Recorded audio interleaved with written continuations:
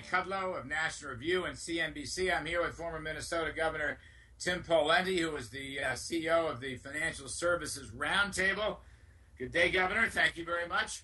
Good day to you, Professor Kudlow. All right. So there's an interesting topic on the table this morning that caught my eye, and that is if the Republicans take the Senate, I may think that's iffier than some people do right now, but whatever. What are the three top pieces of legislation? I want to hear what you have to say because I got some thoughts of my own. Well, I think between the two of us, we could come up with a good list of three. But I'll start and throw out one I know you'll love, Larry. We need pro-growth tax reform that will stimulate the formation and deployment of capital in this country and ignite job growth and get this economy moving, not at the anemic 1 to 2% level, but north of 3% and beyond. So I know you agree with that. What would be on your list? I do. By the way, I just want to emphasize growth. And incidentally, I would slice that a little bit.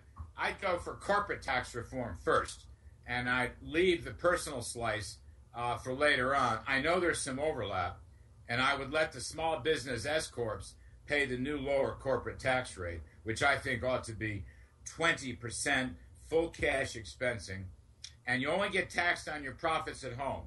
No foreign taxation, no double tax, no worldwide tax. We want a territorial tax. I think this will be the single biggest growth impact possible right now. And Governor, let me say this. In the run-up to this election, I'm still searching for a coherent Republican growth message. Tell me where I'm wrong here. Well, I think, Larry, it's maybe that you haven't found it. It's just that it isn't going anywhere at the moment because it's blocked. But I think if you look at the bulk of the Republicans in the Washington, D.C. and the Congress, they would support directionally the kind of tax reform that you just outlined. Take the corporate tax rate down to something that's highly competitive compared to the rest of the organized world, have lower rates, and then if you need to clean out some of the special exemptions, credits, and deductions, if that's part of it, and then you put your finger on something really important, which is most of the job growth, most of the economic activity on the growth side is in the early stage, small and medium-sized enterprises, and a lot of those are organized as pass-through entities, subchapter S entities, so it can't just be about dropping that corporate tax rate because that applies to C corps. You got to also do that small and medium-sized business reform. Again, it's technical, it's not as fun and interesting to talk about as some other issues, but it's so vitally important to the growth of our economy and the health of our nation. So I think what you just said was spot on. Well, so why is it that so many Republicans are talking about impeaching the president, suing the president? Speaker John Boehner, who is one of my favorites, but he's talking about suing the president. Tim Pawlenty, I think these are distractions. I think this is, Republicans all over the map. You've got a 6, 7, 8 Senate races that are winnable. But if you look at the Real Clear Politics percentages, they're neck and neck, really. You know what? They're inside 1 percentage point. They're all inside the error margin. And to me, impeaching Obama right now is dumb, irrelevant, not to the point, doesn't increase take-home pay, doesn't get anybody a job. Why is the Republican going off on this tangent? It's a great point. Vladimir Putin is on the run or on the march. You've got a major crisis in the Middle East, not just with Hamas and Israel, but in Syria and Iraq is under stress. Afghanistan could be as well. Pakistan is a concern. You've got issues with China. You've got an economy that is still sputtering. We've got an immigration crisis and more. And the Republicans are spending time talking about impeaching the president. They're not going to impeach him. He's not going to be impeached. And they should be focused on these big issues and the issues, bread and butter issues here at home, which is how are we going to get more money in people's pocketbooks so they can take better care of their family and do the kinds of things that they want to do with their life. And I agree, it's a distraction, and I'm not sure why they're doing it other than maybe to excite and mobilize their base. But, Larry, jumping back to our top three, I offered out of the gate now one, so now I'd like to hear Kudlow number 2. I'd go right to health care. I think Obamacare is still the number one issue. I know immigration has replaced it temporarily in the Gallup poll, and I want to get to immigration because that's actually my number 3.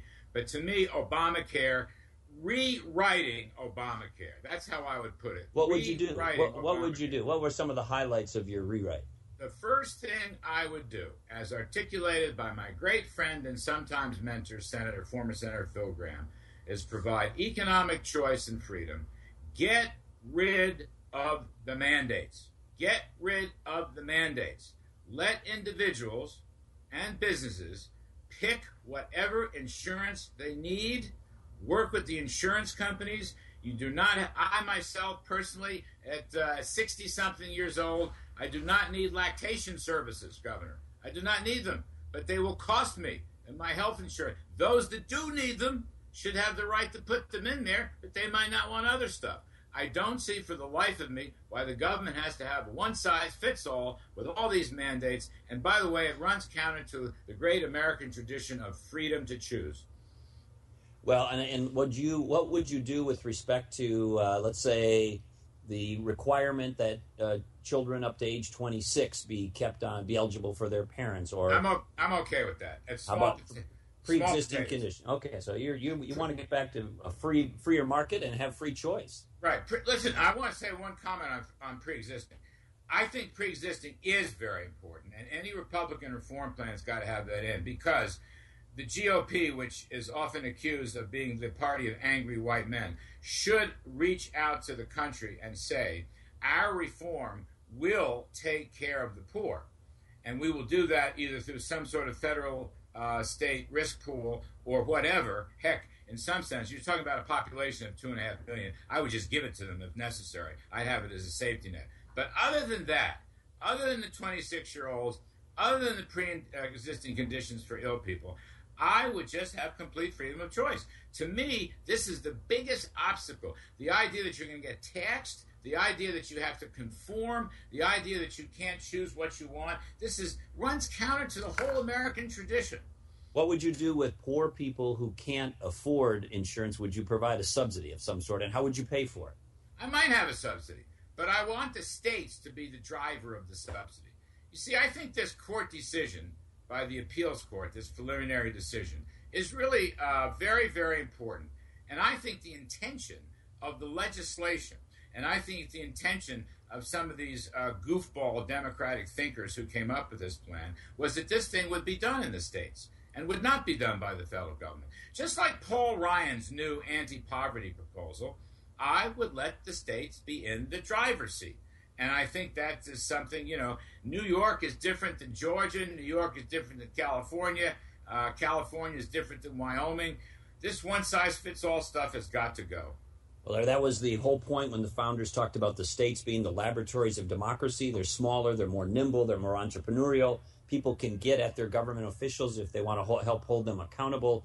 So I think having these programs play out at the state and local level has tremendous benefit, and I think it's what the founders intended. We're not supposed to have everything be nationalized, and with the exception of the Department of Defense and a few other things, the federal government mostly just screws things up when they try to implement it. And at state level, they tend to still get things done and get done really well. So as a former governor, I couldn't agree with you more about the importance of having the states be the main delivery platform. Yeah, you always said that, and I think that's exactly right. The other thing, Governor, is immigration reform. Now, look, on this one, I've always been pro-immigration reform, but I want to tell you, if President Obama thinks that with a stroke of a pen, he is going to exercise some sort of power I don't think he has to legalize whatever, 5, 6, 7, 8, 10 million people without going through a full legislative reform process, and I think he's nuts. I think he's overstepping, even though I am very sympathetic to legalization. Not citizenship yet, but legalization of many of those illegals who are still here. There has to be a process to this. There has to be legislation to this. This is a congressional function. He can't just usurp that power. If he unilaterally does what you've described, I think that would be a grave mistake, Larry. And I think he's maybe not that interested in the job. I mean, the hard work, even though he finds it frustrating to go to Congress, to work with them, to try to find common ground, roll up the sleeves, build relationships, build a coalition, find some way to move this forward. That's the hard work of governing and leading. And it seems to me that he's just concluded he can't do that, and so he's going to go off on this sort of administrative action, unilateral action course. Much of it is legally questionable. Maybe all of it's legally questionable.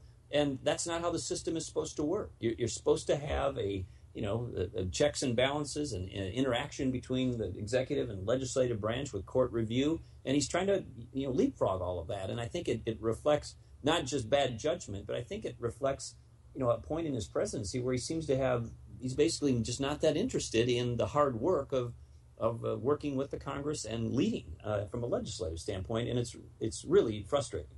Do you think he's going to do it? Sounds like it. I mean, they've announced it softly that he's going to do it this fall, and I don't know if it's a threat or not, but it appears like he's poised to do it. And you look at the situation in Tennessee, the Governor Haslam came out yesterday and said, 800 young kids were brought to his state. The state government wasn't notified, the sponsors. They don't know the identities of the children. They don't know if they've been properly immunized. They don't know where they are in terms of trying to get them into the school system at the proper grade and integrate them in the educational system and more. And so, to have this just disconnect between the White House and the president and key policymakers now even at the state level says an unfortunate amount about the state of the President Obama's administration. Now, to get past that in this election, let's say he does that. Let's say the Republicans oppose it. I think the GOP has got to have its own clear message, much like health care, much like Obamacare. You can oppose the president, but you got to have your own clear alternative. The clear alternative, to me, is not clear, and I think that's a trap. I don't know whether it bites the GOP this fall or maybe not until 2016. But we're going to have to change the visa system, both for high-end and low-end, high-skilled and low-skilled workers. We're going to have to do something about the 11 to 20 million illegals who are already here. This is where I might favor legalization if they pay their taxes and go through a citizenship process and speak English and things of that sort. The businesses have to comply with federal law. But my point is, Republicans need an alternative. We're at the end of July, Governor, as you know. There isn't much time to pull this together. I don't see a leader who's going to give them a new contract with America. So I'm a little concerned about all this relating to the Senate elections. Well, I think for 2014, because the president's numbers are so poor and sagging, and the Republicans are going to do, I think, reasonably well in those Senate elections, in the near term, they might be able to, figure out what their game plan. But in the long term, they're going to need a game plan, and that's going to take the form of the person who's going to be the party's nominee for president in 2016, and the opportunity and the obligation that you just described of addressing with a coherent, clear message on immigration is largely going to fall to that candidate. I don't think it's really going to crystallize until we have that person identified and we're in the throes of the 2016 election. This issue is not going to be addressed this year in the Congress. They're just frozen on the issue. And by the way, one last thing. We do have a bunch of economic numbers coming out this week, particularly jobs on Friday, although we're going to get a preliminary GDP report, I guess, tomorrow. But again, I think Republicans have got to emphasize growth, growth, growth. You and I just talked about tax reform. We generally agree on that. I'll tell you what, the single biggest weakness in this economy is the absence of business investment spending. Businesses are not making decisions for long-range, 5, 7, 10-year type projects, whether it's machinery, whether it's equipment, whether it's factories, whether it's warehouses. This is one great source of job creation. It helps productivity. It also helps wages. It's not happening. I had this small thought in my latest column. Why is it that this president never comes out on the side of defending business? He's threatening to tax them. He's regulating them. He talks about economic patriotism. What's patriotic to me is helping businesses create jobs. Well, we are all, Larry, products of our backgrounds, and he has no life connectivity or experience or interaction with the private economy or a private business. So if you look at how his formative experiences, he has no background, no context for what businesses do, how they form capital, how they deploy capital, the struggles that they're up against, what it means to create jobs, what it means to maintain and sustain a workforce. I'm sure he's read about it in a book somewhere or somebody's briefed him on it, but you really can't understand and believe in these issues at a level of deep personal conviction and passion unless you've had some direct experience with it. And we put him in the White House, or the country voted him in the White House without, I think, putting it in the context of what really was his leadership experience, what was his executive experience, and then you wonder, well, why doesn't he have an appreciation for business? Because he's never had any connection to it. See, the worst anti-business president we've ever had in our lifetime? Well, let's see. Your lifetime's a lot longer than mine, Larry. So it goes. How far? So if I went back 60, nearly 70 years, let's see. I think Jimmy Carter wasn't exactly Mr. Pro business. He didn't do this stuff. Carter didn't do this stuff. Hey, Kennedy was for cutting taxes. JFK is a tax cut supply sider. I'm writing a book on the subject.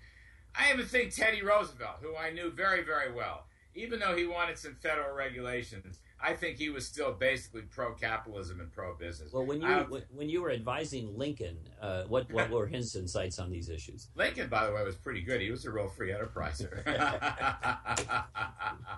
Anyway, that's probably a good place to wind it up. Governor Tim Pawlenty, as always, sir, thank you very much. I'm Larry Kudlow. This is Money in Politics from National Review.